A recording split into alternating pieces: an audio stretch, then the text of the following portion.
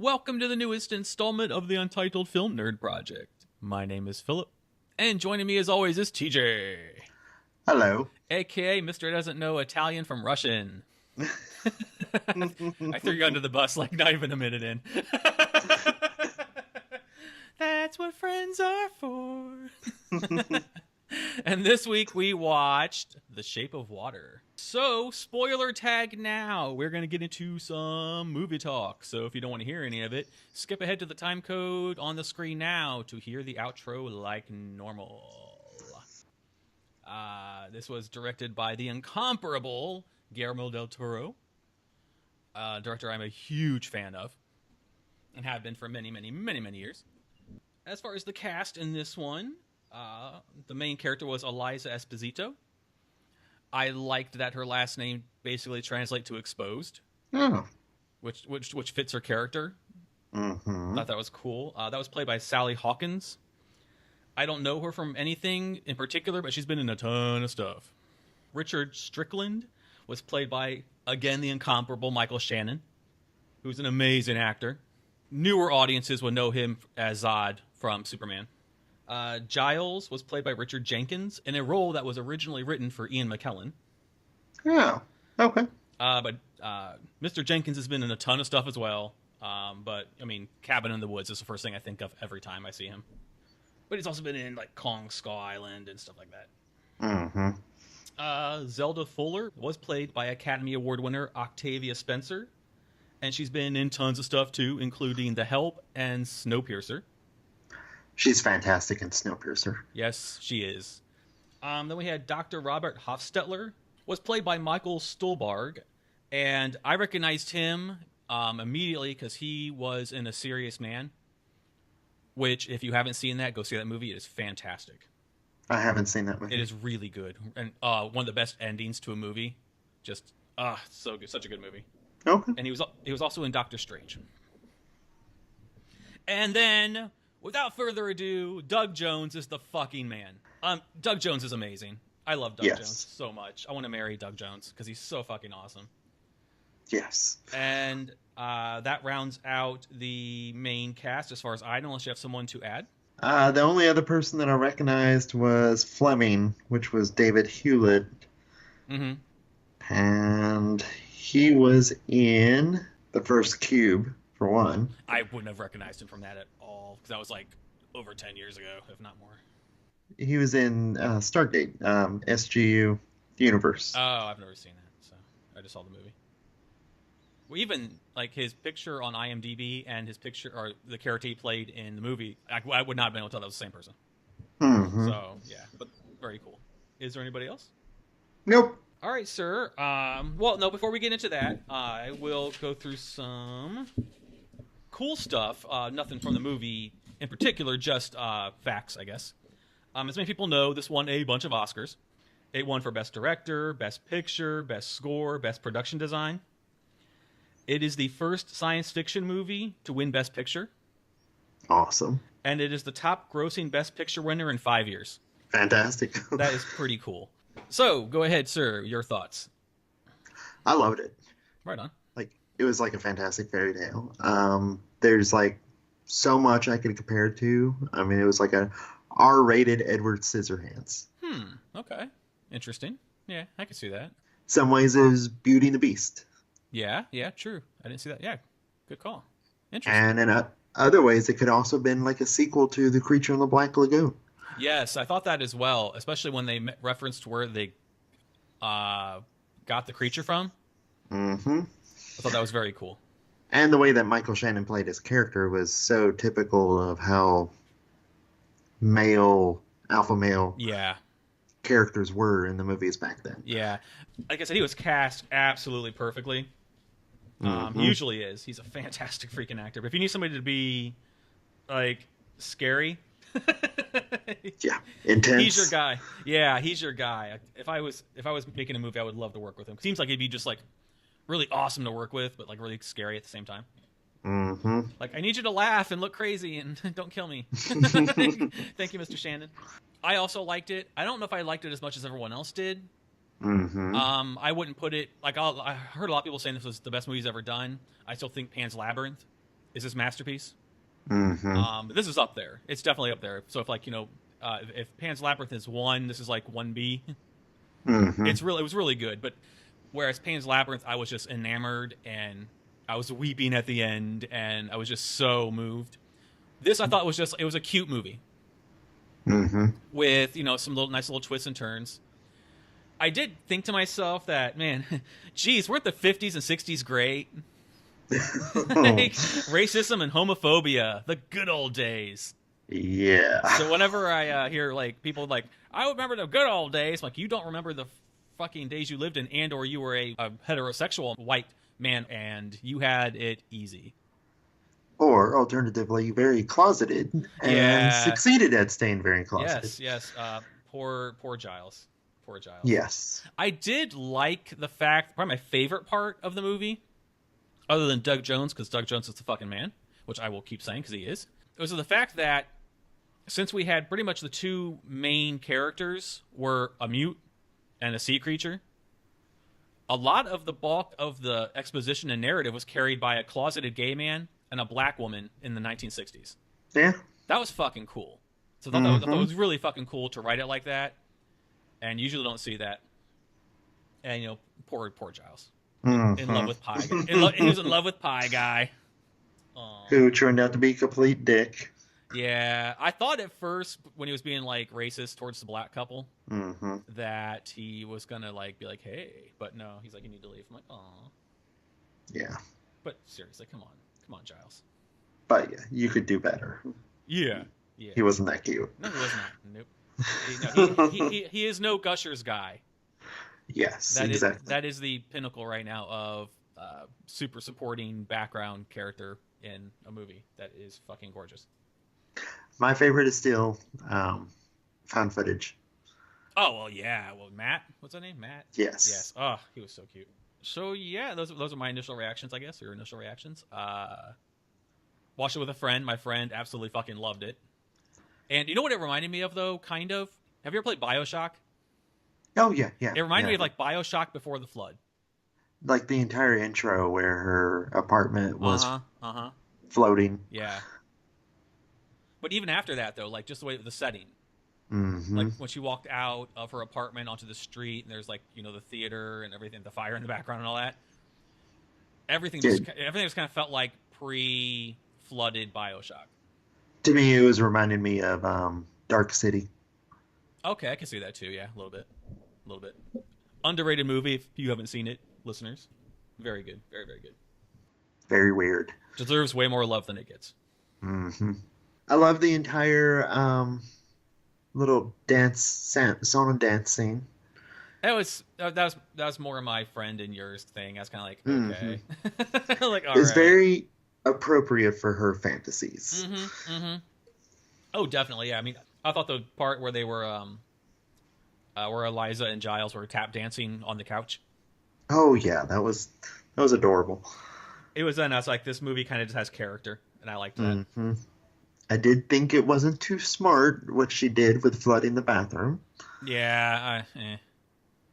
And by the time she's banging the sea creature, I'm just kind of like, okay.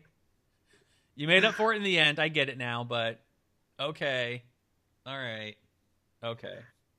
I did like Zelda's reaction. Zelda was amazing. Oh, I love Octavia so much. She's such a good actress. Her delivery was so spot on.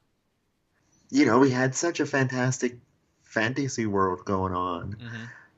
But then once it got to the third act and the Russian scientist, Dr. Hofstetler, when he had been shot and Michael Shannon was torturing him, that was visceral.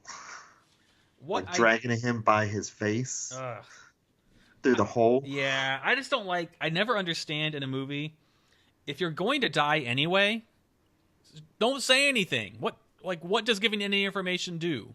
Yeah. I mean, maybe he got some satisfaction out of that. Michael Shannon's character thought that it was a covert group or whatever that was infiltrated and took the creature, but he's like, no, it was just like me and the cleaning people. So I get he was kind of like, haha, you dumb fuck, but at the same time, just shut up. Uh-huh.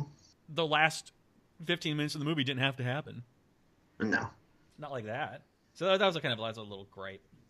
Mm-hmm. A little gripe there. And I'm sure it was probably intentional, but the ending was kind of very expected. Yeah. With her gills and stuff. Yeah. I was like, okay, that makes sense.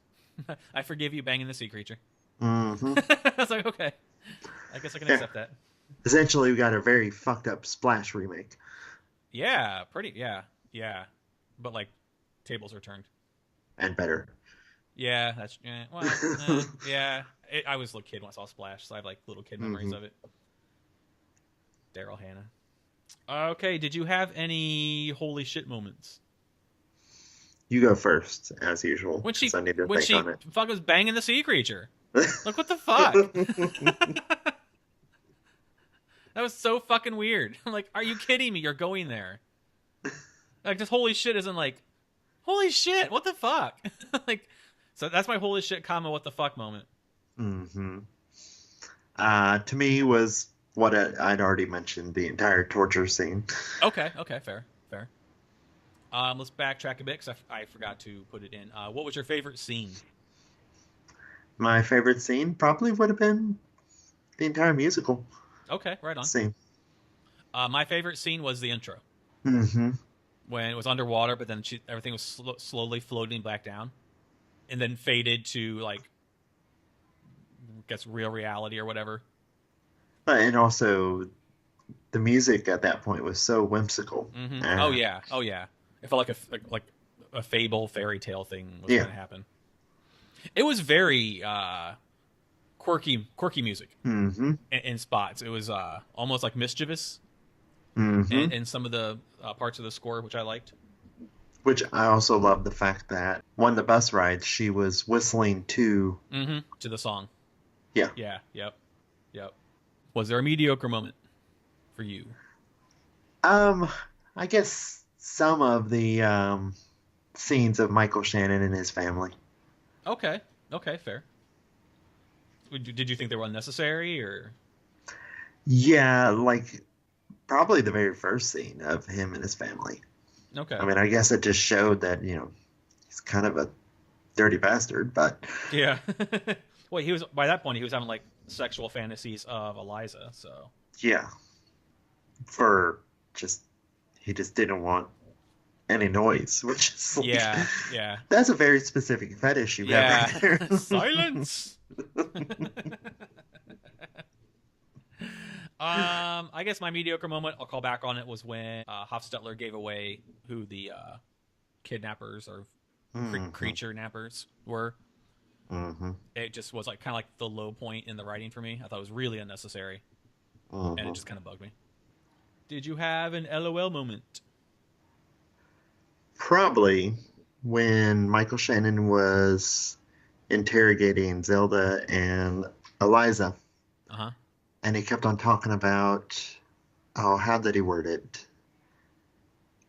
How if you had any info, as trivial as it may be, or something like that. Right, yeah. And Eliza, when he was asking her, she was just like, "Oh, do you mean trivial?" Yeah, when she signed it. Uh-huh. That was cool. That was, I laughed out loud. I'm trying to figure out, what did she sign to him as they were leaving? I thought it was going to be "fuck you." Yeah. Mm-hmm. But I was writing at the same time. She did it over and over, but I was trying to like take notes, and I, sometimes you can't do two things at once like that. Okay, my LOL moment came from Octavia when she said, again, this is delivery. Like, I'm going to say it's not going to sound funny, but she goes, "There's pea freckles on the ceiling now." I fucking lost it. Just the way she did it, I was like, I love this actress so much. I do. She's a gem. That was fantastic. Yeah. Just Zelda was a great character. There's pea freckles on the ceiling now. I was like, yes. Ew. It was so fucking funny to me. And that's pretty much our moments that I can see. If there's more stuff you want to talk about, we can. Well, I guess another one of my favorite moments was when she was trying to get Giles to become part of the plan. Mm-hmm. Yeah. And she was just telling exactly how she felt. incomplete. And that was just like a very emotional moment then. Oh, definitely. Yeah, that somebody understood what it was like to be like an outsider and incomplete. And Mm-hmm. I had to, I had a really kind of a mean thought, but do you ever think Giles was kind of like, okay, listen, you can get a sea creature lover, but I can't even find a fucking boyfriend? Yeah. Like, come on. Like, he was really, really patient about that shit. I'm like, poor closeted Well, and man in also the patient 60s. about your boyfriend ain't my cat. Right? Oh, he didn't know. Hey, his magical healing powers. The cure for baldness is apparently in the sea creature, so awesome. But can't carry a cat with a missing head. No, it's yeah, if it's yeah, that'd be weird if it could. I was kind of like poor Giles. Like, I like that his character was gay, but wasn't like the important part of the storyline. Yeah. And I don't mean that in a rude way. Sometimes when people write gay characters, they don't know how to write gay characters, and it's kind of embarrassing. And it's one of the reasons I don't like watching gay movies, or gay themed movies rather, is because I don't relate to the characters, and I usually find them really fucking embarrassing. Oh yeah. Totally agree. Like they play a character. Exactly. Yeah. Not a character. It doesn't feel like where this one it felt authentic. You know, he was an aging gay man in a time where he wasn't allowed to be so. Mm-hmm. And you know, he had a crush on the pie guy, and then that went nowhere, and then they pretty much dropped it then. Mm-hmm. But they gave him enough backstory that we were invested in his character. So I thought Mr. Del Toro wrote him very well. Yes. And I sorry. And he had a fridge full of key lime pie, which shows how many fucking times he's went there to talk to that guy. That cracked me up too. Well, it's like, this pie sucks. It does. Keep on going. Key lime pie is awful. I don't like it. I don't like it. By the way, Yes. translation was F you. Oh, okay. She says thank you. Yeah, she did. I thought Zelda had another, they gave her really fucking awesome lines when Zelda went on this random tangent about short people being mean. I know. That was really funny. I was like, wait a minute. Hey. We have no choice. Right? A, we can't reach things. B, we're picked on. C, we're pissed because we can't reach things. Yeah, but when we get older, though, it's better because I can sleep pretty much anywhere I want. Mm-hmm. And fit. And I have to buy size 23 shoes. So, ha. And I can go to the thrift store and pretty much walk out wearing anything. So suck it, mean tall people. Unless you're listeners, then we love you. Don't go away. So lorries and tall people. And if you're a tall lorry, please don't go away. I'm gonna alienate everybody. We're gonna have negative fucking subscribers by the time I'm done. God. We're gonna have a tall Lori do a YouTube video. Oh no. Going off about our channel. Right. These judgmental motherfuckers. I bet they're short. I'll have you know, I am vertically challenged. Yes. I did like Dr. Hofstetler's character being a double agent with the Russians. And what? And it just goes to show Michael Shannon had no idea what the hell was going on underneath his nose. Well, we wouldn't have either if we didn't get the exposition. Yeah. The guy did it. But so I well. mean, cleaning ladies trying to steal the fish man, Russians trying to steal the fish man. Right. His fingers are rotting. That was such a weird. Oh, and then when he ripped him off. I hate being an empath sometimes. I'm just squirming in my seat. Just Well, like when he was in the car and he squeezed it and the pus came out. Ew. I thought he was going to rip him off then. Yes. Because he really should have. Yeah, it's gross. I thought that since the sea creature bit him, that something was going to happen to him. Yeah, like some sort of infection or something. Yeah. And same thing when the sea creature scratched Giles. Mm-hmm. I thought something might happen. But, nothing came of that. Other than that he was kind of immortal. And one other thing to talk about, the entire creature design for the Fishman. Yes. It was awesome. It looked really similar to the character Doug Jones played in Hellboy. Abe Sapien. Yes. There were similarities. Yeah, to me it was like a 2018 version of Abe Sapien. Okay, yeah, fair.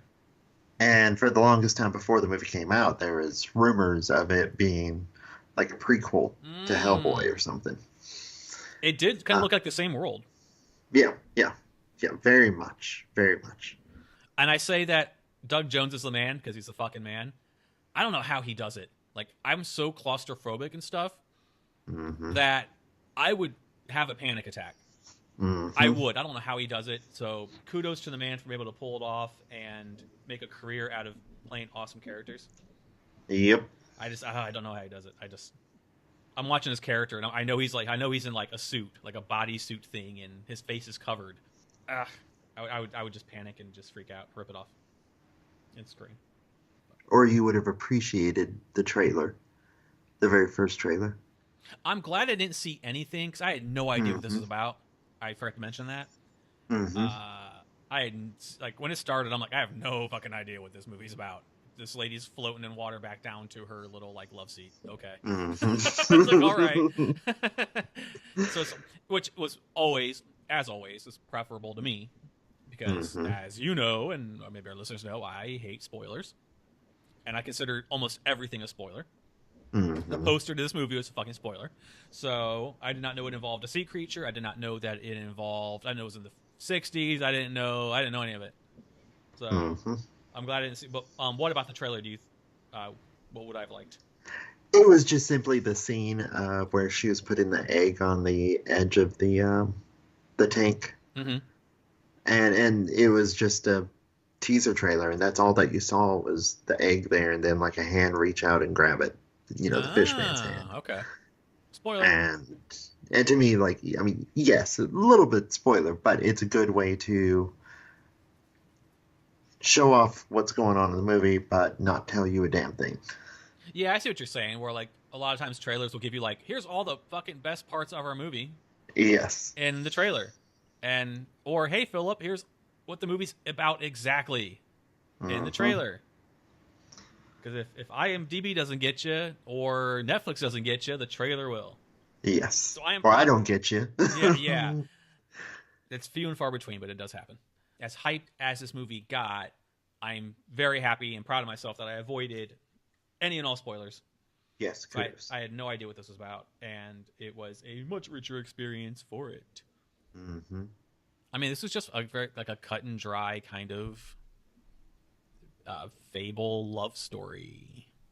Oh yeah, like all the movies you like, Edward Scissorhands and Beauty and the Beast and stuff. So. Oh yeah, I mean, as much as I loved it, it was, as you said, it was very paint by the numbers. It went as expected, which nothing's wrong with that to me. I mean, if you do it well, then you win Academy Awards for it. Yeah. And they did it very well. Yeah, they did very well. Like, Del Toro has his team. He's got Doug Jones in his back pocket. I hope he pays him a lot of money because he's irreplaceable, in my opinion. So, you know that I watch a lot of shitty trailers. Yes. And I have to give kudos to Doug Jones because there's so many shitty, low-budget films out there that I'll be just watching a trailer and I was like, oh shit, it's fucking Doug Jones. Oh, really? Like, I've seen 5 different of these small independent films that he pops up in. And that has to be something that, he's not doing for the money. Yeah. And I have to give him kudos for that. Because, Isn't he in the new Star Trek series as well? Oh, yeah. Yeah, he's the, well, I can't tell you. Okay. But. Okay. But yes, he's in the new Star Trek series. Fantastic character. I guess for every Shape of Water we get, we also have a Bye Bye Man. So it's it's Shape of Water, Bye Bye Man. And the thing was, that was not a shitty independent film. That was just a shitty high budget film. I didn't hate it nearly as much as everyone else did. Because I could actually make it through it. There's been horror movies where we're like, okay, we're done. Yeah. To me, those are worse. But, yeah, I mean, good on him because, there's he does something really fucking awesome, and then it's like, you don't need the money that bad, Mr. Jones. Like, come on.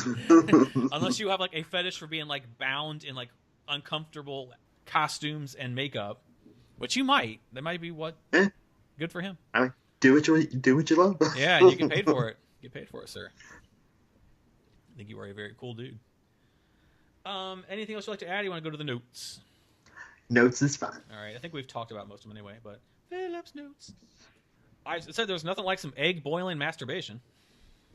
That was interesting way to start the film. Mm-hmm. Like, hey, if you can time yourself that well, good for you. Good for you. I love the neighborhood. Like, I love the look of the production design and all of that. Oh yeah, And the entire cinematography was great. Living above the theater was gorgeous. Yes. Because first I'm like, fucking loud ass neighbors, and I'm like, you live above a theater. That's fucking awesome. Never mind. I can totally live there. That's so cool. I don't know. For some reason, I had like a soft spot for Hofstetler. I don't know why. I liked him. Yeah, I liked him too. I mean, because he was a double agent, but he pretty much betrayed the people that he's working for the sake of, basically doing the right thing. Yeah. Can we give props to the pro car salesman? That guy was smooth as fucking butter. Like, that was one hell of an entrance. That was just well shot, well delivered. It's up there for one of my favorite scenes, just because of how it in like in 5 minutes he like made this awesome entrance, had an awesome like dialogue monologue with Strickland, and fucking sold his ass a car. And the dialogue, as you said, like when Strickland's like, "I'm just looking." And I'm just talking. Yep. I was like, dang, I need to hire you for, I don't know what, because I don't do sales. But that dude was good. That was good. I like that a lot. I did kind of crack up when Giles was making the fake ID thing. And he's like, Michael Parker. Well, it's a little butch. It'll be okay. That's like nice. Giles also had a really cool quote that I liked. He said, sometimes I feel I was born too early or too late for my life. Yes. I was like, awesome. And I was like, yes, sir, you were born way too early. Well, and I mean, that's so accurate of how many of us feel. Yeah. Like, I mean, I even felt I was born a generation too early. But then I watched something like this, and I'm like, okay, I'm shutting up. And then I kind of, like, maybe it's being a gay man, so I don't see women in the same way that heterosexual men and or lesbians do. Or pansexuals, whatever. I'm not trying to exclude anybody. If you like women, awesome. Point being that, like, would the sea creature even be attracted to a human woman? Which is debatable at the end. Get that. But I'm talking in the middle of the movie when I'm like, okay, so she just had sex with this thing? Like, she just had sex with a sea creature. Okay. But, like, if you notice the movie, it's like human females are like the pinnacle of attractiveness to everything. It's like, why can't we have, like, a hot dude be like the pinnacle of attractiveness to like a female? Well, what if the roles were reversed? What if it was like a female sea creature and it was a male mute? How would people have accepted that? I don't know. It's a weird. I'm going on a weird tangent about it. I know. It's just now I'm alienating our entire human female audience. We're gonna have like cats. I kind of have to wonder if somewhat it was even hinted that, there's always the possibility that she wasn't human. No, I'm saying at the end they kind of show that maybe she was like an underdeveloped version. Yeah, of him. Because she was found on the doorstep of a exactly orphanage. So maybe they were like, oh my god, what's this thing with? Maybe she had gills when she was a baby, and they just healed into like scars. And maybe the sea creature knew that. Because those were some very unusual scars. Yeah, they were. And so once that happened, it made my kind of bitching about that. Oh, no, it wasn't so much bitching, but I was kind of just like, why? If you send a human female into space, any fucking alien race is going to be attracted to it pretty much.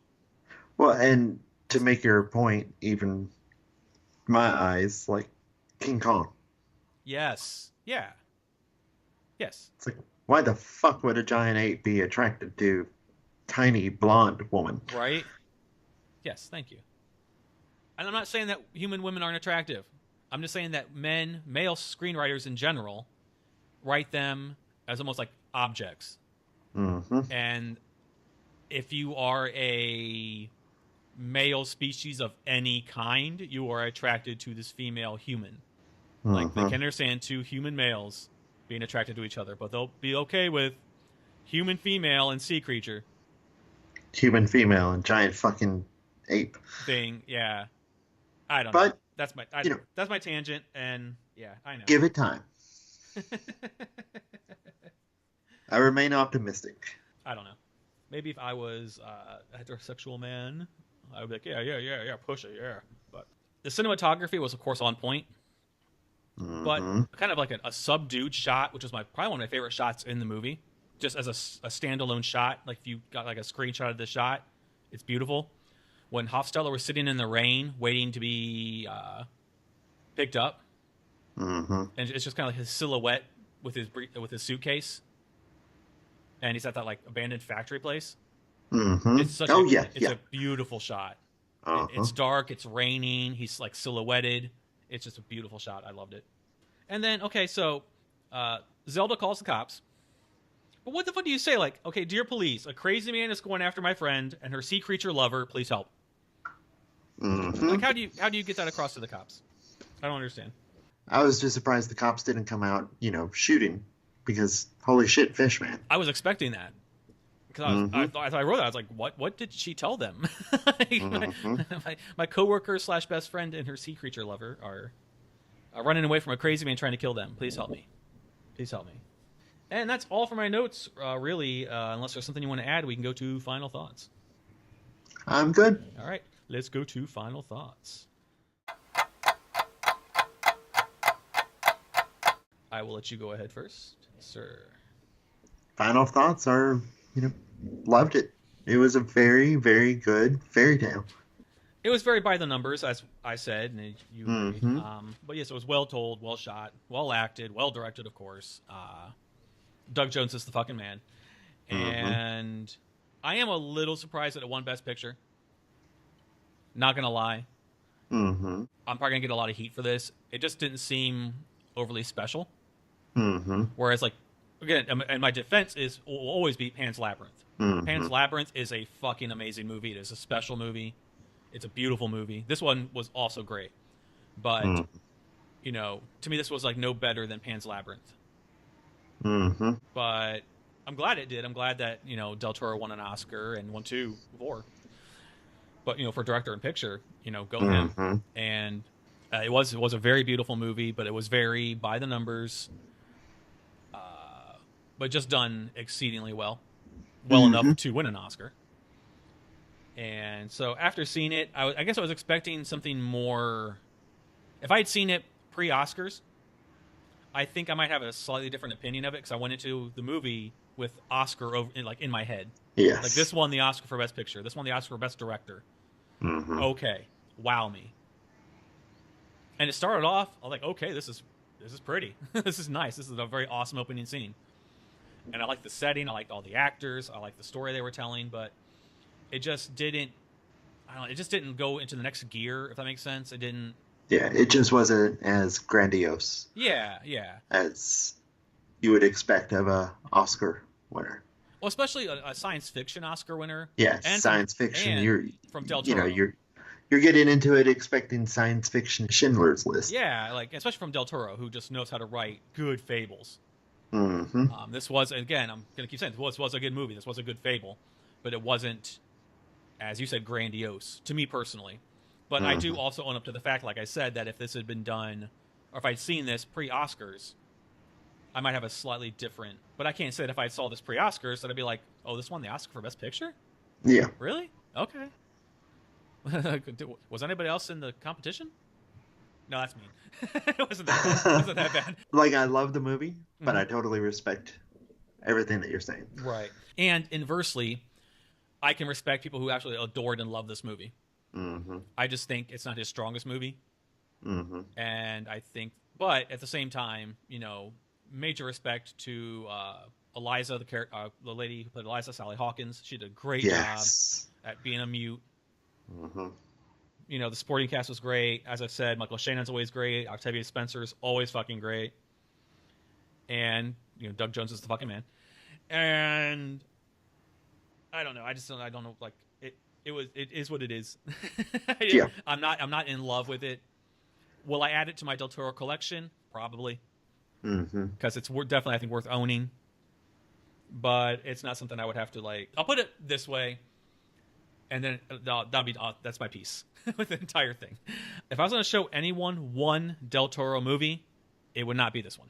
I can totally respect that. So it would be Pan's Labyrinth. But this would be up there. Like I said, this is definitely like a close number 2. Like if I was going to show people 2 Del Toro movies, it would be this one, and then it would be Pan's Labyrinth rather, and then it'd be this one. Mm-hmm. Unless they were in like comic book stuff, and I'd show them Hellboy. Yeah, and personally, that's my favorite Del Toro movie. Nice. Yeah, well, you're more of the comic book guy than I am. Yeah. So I bet just watching that, you've been like, damn, this is like, cause Ron Perlman was perfect, and yeah, it was really, from what I saw, a faithful adaptation. Mm-hmm. But I don't know because I never read the comics. All right, so that's final thoughts, I guess. Come back from spoilers. I think we're done talking about this movie, and you can hear the outro. Well, that wraps up this episode. Thank you for listening. Tell us what you thought of the movie in the comments below. Did you like it? Did you love it like TJ? Or did you think it was good but not amazing like me? And what is your favorite Del Toro movie? Mine is Pan's Labyrinth. TJ, you said yours was Hellboy, right? Yep. If you like the video, please tick the like box. Share it with your friends or cool people who might dig the podcast. And please subscribe to the channel to stay up to date on the newest content. Speaking of, our next podcast will be on the movie Jigsaw. I am half excited for this, half really for this. I've seen every Saw movie, and I know you're not the biggest fan of these kind of movies, if I recall. Yeah, I never made it past the third one, I think. Yeah, you didn't really miss much, to be honest. Yes. Saw franchise is the definition of contrived plot, as far as getting it all to, oh, and now this person's part of the plan. But we're going to watch Jigsaw in the next podcast because it's something I've wanted to see. And TJ is going to be a trooper and watch it as well so we can talk about it. Yep. Okay. So until then, once again, my name is Philip. And I'm TJ. And we'll be back next time to talk about the movie Jigsaw. Until then, goodbye. Goodbye.